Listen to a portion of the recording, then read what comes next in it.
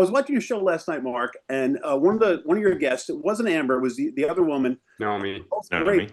Said that the whole Russia thing was about, like, this is just how the sausage is made in DC, and we can like it or not like it. The consumer might not like being made, but they like to eat it.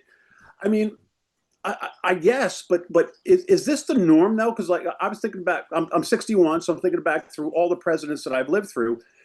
God, there's been scandals, but to go after somebody for the last 10 years, and then you had the Russia stuff that started, whether it was true or not true, now proven, I guess, not to be true, and then you have the full force of the federal government, whether it's the CIA and the FBI and the Department of Justice. Then he leaves office, and then you try to take his money away, put him in jail, raid his house, and then you have a couple of lunatics try to kill the guy.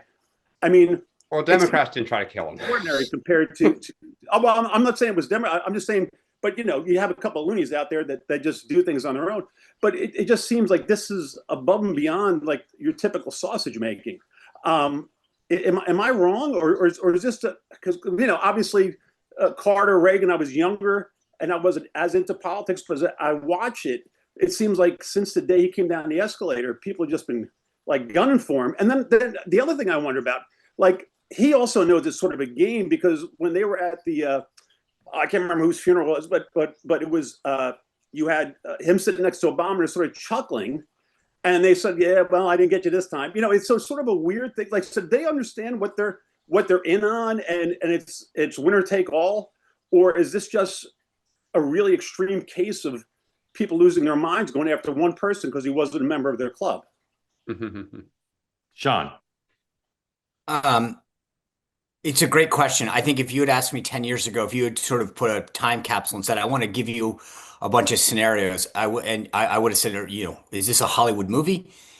Because I don't think all of the things that you mentioned, you would say there's no way. Like these scenarios, each and of themselves, in terms of the Russia hoax, what they did with the laptop, the weaponization of the judicial system, and how they went after him. And I mean, you take each of the cases, the idea of how the New York case went down, et cetera.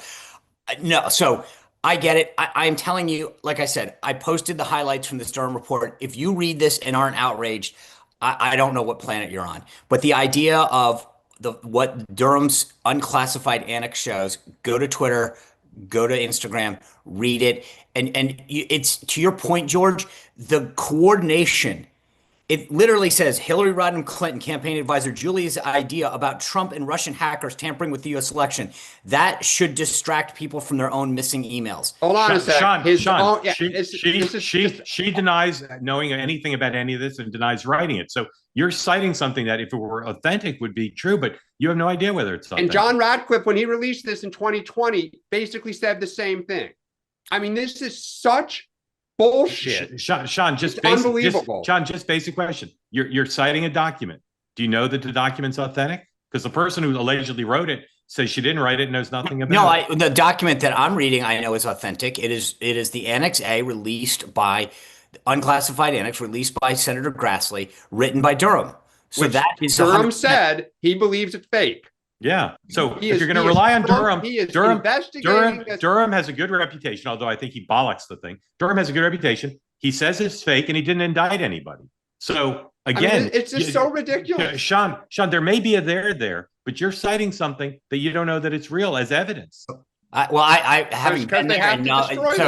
It's all about destroying it. It's all it is. But destroy everything. Is this extraordinary, or is this just the normal political? This is how we go after. No, Trump's effort to destroy this is not normal. Just like January, but Dan, just like the election stuff. Neither are FBI agents working for a special prosecutor sending texts about hostile to Donald Trump. That's not normal either. Hold on. That's not normal. Literally said we have an insurance policy. What was Strzok saying? Neither is trying to destroy Donald Trump's presidency by lying repeatedly about whether there's information. Well, no, they're not different. They're related. But you can't say that what Trump's doing now is out of the ordinary, and how dare he, when your party did well. George, to answer your question, in my opinion, go back to Bill Clinton, right? When I remember, when he came in, this seems trite.